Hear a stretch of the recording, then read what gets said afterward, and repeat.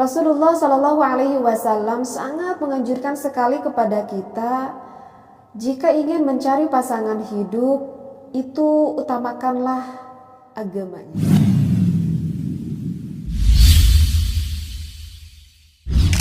Assalamualaikum warahmatullahi wabarakatuh.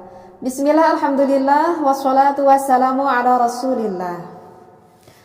Bagi para pendengar di luar sana yang sampai saat ini yang belum mendapatkan pasangan hidup, maka carilah pasangan hidup untuk kalian yang dianjurkan oleh Rasulullah Sallallahu Alaihi Wasallam. Rasulullah Sallallahu Alaihi Wasallam sangat menganjurkan sekali kepada kita, jika ingin mencari pasangan hidup, itu utamakanlah agamanya. Agamanya yang harus diutamakan. Kenapa? Karena bagi orang yang mempunyai agama, di dalamnya itu akan terdapat akhlak yang mulia, akan terdapat budi pekerti yang sangat baik sekali. Apalagi untuk orang laki-laki yang sedang mencari pasangan hidup seorang wanita, maka carilah seorang wanita yang solehah. Kenapa? Karena wanita yang solehah, wanita yang selalu bisa menjaga dirinya dari hal-hal yang aib, meskipun suaminya itu sedang tidak berada di sampingnya. Allah Ta'ala berfirman di dalam surat An-Nisa, A'udzubillahi minasyaitonirrajim, Fassalihatu qanitatun hafidhatun lilghaibi bima hafidhallah. Nah, itu adalah kriteria seorang istri yang solehah. Tetapi sayangnya pada zaman sekarang justru agama itu tidak dijadikan prioritas yang utama.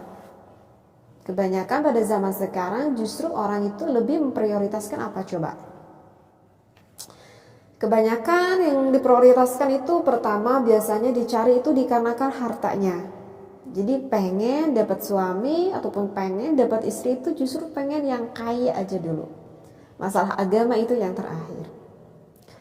Kedua yang banyak dicari ataupun yang diprioritaskan itu adalah fisiknya, kecantikannya, ketampanannya. Agama ntar dulu deh. Dan gak sedikit juga yang ketiga yang banyak dicari oleh orang-orang yang belum menikah itu dikarenakan karena keturunannya, karena kehormatannya, karena kebangsawanannya. Dan agama tidak menjadikan prioritas yang utama. Hal ini sangat bertentangan sekali dengan firman Allah. Ar-rijalu qawwamuna 'alan nisa. Dan bahkan Rasulullah juga menegaskan di dalam hadisnya, man tazawwaja imra'atan limaliha lam yazidhu illa faqra.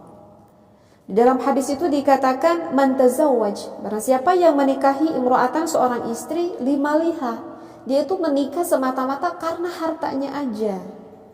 Lam yazidhu, maka tidak akan menambahi bagi laki-laki tersebut illa faqra, apa? Kecuali kefakiran, kemiskinan yang akan didapat oleh laki-laki tersebut. Kemudian laki-laki itu, enggak kok, saya menikahi wanita itu saya tetap kaya. Saya tidak mendapatkan kefakiran ketika saya menikahi seorang wanita yang kaya. Ya, bisa saja kamu tetap kaya, nominal kamu tetap tinggi bisa saja. Tetapi karena kamu mendapatkan wanita bertujuan menikah bukan karena ibadah, tetapi tujuan menikah semata-mata karena ingin mendapatkan harta tersebut, dan wanita yang kamu nikahi itu tidak mempunyai landasan dasar agama, walaupun menurut kamu tetap kaya, tetapi apa yang miskin? Hatimu yang mungkin miskin karena rendah di hadapan istrimu itu.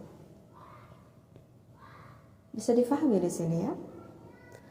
Jadi bukan berarti kita enggak boleh menikahi orang yang kaya, boleh. Boleh seorang wanita menikahi, kebetulan ini calon saya itu memang benar-benar kaya, ya syukur alhamdulillah. Tetapi bukan hanya sebatas kaya, tetapi juga kaya dan juga kaya hati dikarenakan apa? Penuh hatinya itu dengan agama, dilandasi dengan dasar agama. Rasulullah pun menikahi Siti Khadijah, dan Siti Khadijah pun seorang wanita yang sangat kaya raya. Tetapi apa yang lebih dari Siti Khadijah? Siti Khadijah selain kaya, hatinya benar-benar taat kepada Allah. Sehingga Siti Khadijah mengeluarkan hartanya seolah-olah tak peduli, sampai habis hartanya pun karena apa? Karena untuk berjuang di jalan Allah. Jadi bukan berarti Islam melarang kita menikahi orang kaya. Hanya yang pertama, ingat tujuan kita menikah itu adalah ibadah, bukan semata-mata mencari kekayaan itu tersendiri. Dan ingat, kalau tujuan seperti itu dan kebetulan laki-laki ataupun wanita yang kaya tersebut tidak mempunyai dasar agama, maka illa faqra, maka kamu akan mendapatkan kefakiran di dalam rumah tangga tersebut. Na'udzubillah summa na'udzubillah min dzalik. Kemudian yang kedua, kebanyakan orang itu menikahi dikarenakan fisiknya, dikarenakan kecantikannya, dikarenakan ketampanannya. Ya, meski gak dipungkiri juga ya. Pertama kita melihat seseorang ya pasti fisiknya dulu dong. Emang iya, ketika kita ketemu sama seseorang, ya kita lihat fisiknya dulu. Kita lihat kecantikannya dulu, kita lihat ketampanannya dulu gitu ya. Gak mungkin juga kita tahu kepada seseorang akan kita sampai jauh kita tahu kepribadiannya, gimana orangnya tanpa kita lihat zahiriyah fisiknya dulu. Emang benar, sehingga ada timbul rasa di dalam hati, emang iya kita lihat itu adalah fisiknya. Tetapi jangan sampai kecantikannya ataupun ketampanannya itu menipu diri kamu. Setelah kita tahu dia wanita cantik, setelah kita bisa lihat bahwa dia itu adalah lelaki yang tampan, setelah kita lebih tahu lebih dalam, tetapi sayang sekali dia tampan tetapi tidak beragama. Apakah mau mempertahankan ketampanannya itu, menjadikan suami kita tanpa bisa membimbing kita di dalam agama yang lebih baik menuju ke akhirat kelak? Apakah mau kita tertipu dengan kecantikan wanitanya tersebut tetapi nanti di dalam berumah tangga karena dia tidak beragama sehingga tidak mau taat kepada kita sebagai suaminya? Apakah nanti bisa dijamin keindahan di dalam rumah tangganya?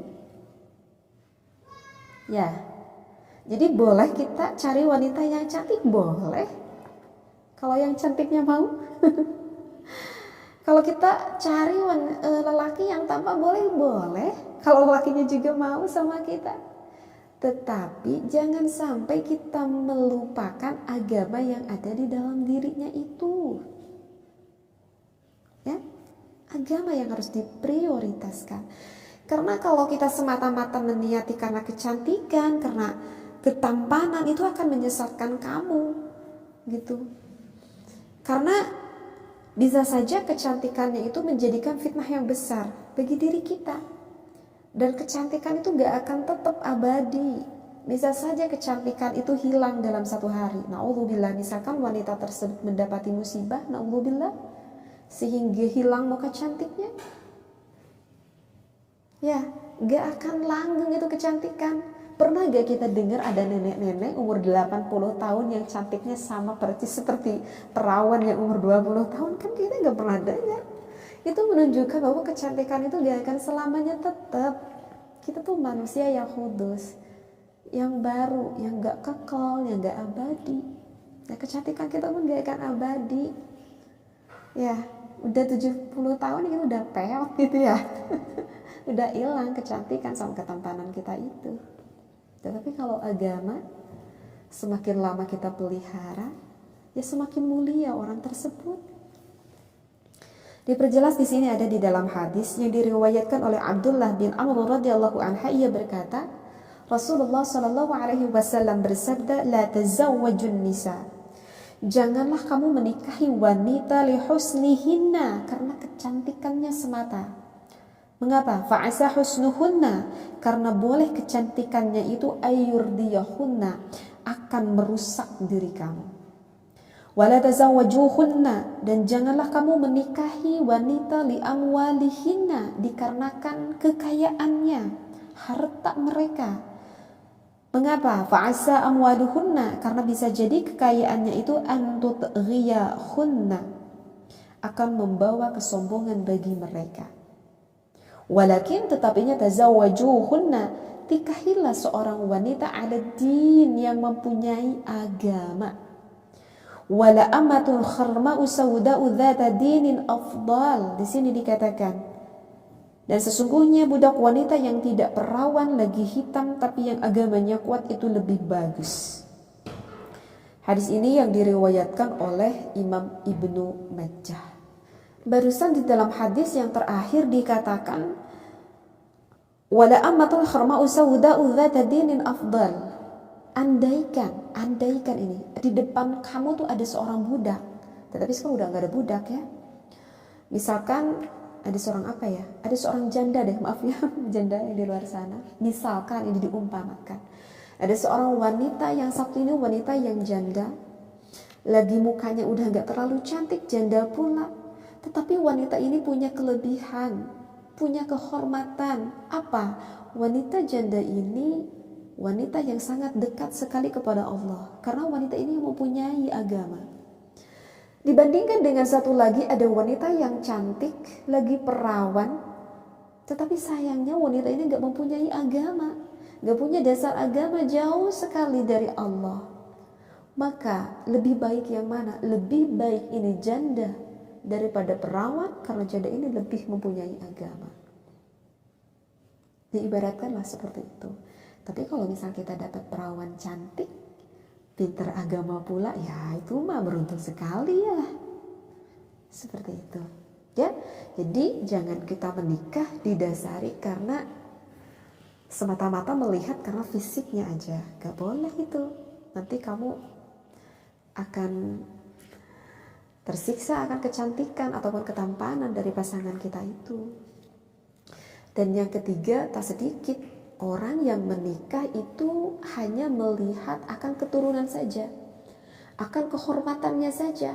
Misalkan karena dia itu adalah seorang bangsawan, karena itu akan membawa kehormatan kepada diri saya misalkan, sehingga saya mau menikahi wanita itu, ataupun saya mau menikahi laki-laki itu. Itu gak ada ngaruhnya, gak akan ada kehormatan kepada kita, karena keturunan itu gak akan pindah kepada diri kita. Dia itu adalah anak bangsawan, ya dia anak bangsawan, gak akan pindah ke bangsawanan itu kepada diri kita. Ini dijelaskan oleh Rasulullah Sallallahu Alaihi Wasallam di dalam hadisnya, man tazawwaja imra'atan, barang siapa yang menikahi seorang wanita li'izziha, dikarenakan kebangsawanannya, lam yazidhu, maka dia itu gak akan menambahi kepada dirinya illa dhillan, kecuali kehinaan yang akan ia dapat. Seperti itulah. Jadi kata Rasulullah tadi apa? Kata Rasulullah, carilah calon pendamping hidupmu. Yang pertama kamu cari adalah agamanya dulu. Nanti kalau kamu udah dapat perempuan atau udah dapat laki-laki yang punya agama, baru nyusul tuh. Hartanya boleh nyusul, kecantikan ketampanannya boleh nyusul, keturunannya juga nanti akan nyusul. Artinya Islam tuh gak ngelarang kamu itu cari laki-laki yang tampan, gak dilarang. Kamu itu cari laki-laki misalkan yang mapan, gak dilarang. Tetapi jangan sampai semata-mata kekayaan, semata-mata kecantikan, kamu tuh lupa akan agama yang ada di dalamnya. Ya pastilah siapa yang gak pengen kita itu dapat pasangan hidup, ya udah wanitanya cantik gitu ya, terus teh baik gitu ya, karena punya dasar agama gitu. Udah tahu anak satu-satunya orang tuanya kaya lagi gitu misalkan ya, keturunan kiai pula misalkan, keturunannya yang bagus sekali. Siapa sih yang gak pengen? Ya pasti semuanya juga pengen. Kalau cek orang Sunda mah kalau dapat gitu teh ya, dapat jodoh yang dandindun, dan itu dandanannya mantap gitu ya. Dandanannya itu ya dandanan, kecantikannya, ketampanan, din itu agamanya, dun itu adalah dunianya. Jadi dandindun, siapa sih yang gak pengen? Pasti pengen. Kalau dapat yang seperti itu ya atuh alhamdulillah banget kan. Tetapi setidaknya kalau kita udah dapat agama, masalah harta kita bisa cari nanti udah nikah. Toh mau kita cari segimanapun, kalau dipatok sama Allah hari ini kamu dapat rezeki itu cuman segini, ya udah segini. Mau sampai kerja banting tulangmu, udah Allah tentukan rezeki kamu tuh segini, ya udah segini.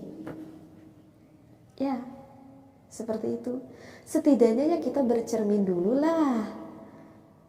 Kita bercermin dulu, ya kita itu gimana. Jadi kita jangan terlalu mempunyai ambisi yang terlalu tinggi. Apa yang kita inginkan, ya udah pengen kita temu yang agamanya baik, yang tampan banget, yang kaya banget, yang keturunannya juga sangat baik banget. Ya itu mah emang sulit kita dapat kesemuanya itu. Kalau kita mau cari kesemuanya itu, ya kapan kita mau nikah? Ada juga misalkan yang seperti itu, apakah dia mau kepada kita? Setidaknya kalau kita udah punya agama, maka akan bahagia di dalam kehidupan rumah tangganya itu. Karena apa? Karena agama itu nanti rumah tangganya akan saling mengingatkan, penuh keharmonisan karena tahu faham akan ilmunya. Seperti itu ya. Jadi sekali lagi yang ditekankan oleh Rasulullah, carilah agamanya dulu, setelah itu baru kamu boleh cari yang lain-lainnya, apa yang kamu inginkan, apa yang kamu harapkan. Seperti itu ya. Dan yang saya ingatkan, ingat tujuan menikah ya. Apa tujuan menikah? Insya Allah ya, nanti kapan waktu saya akan bahas apa sih yang harus kita di dalam hati, tancapkan di dalam hati bagi orang yang mau menikah. Ingat tujuan menikah. Seperti itu. Wallahu a'lam.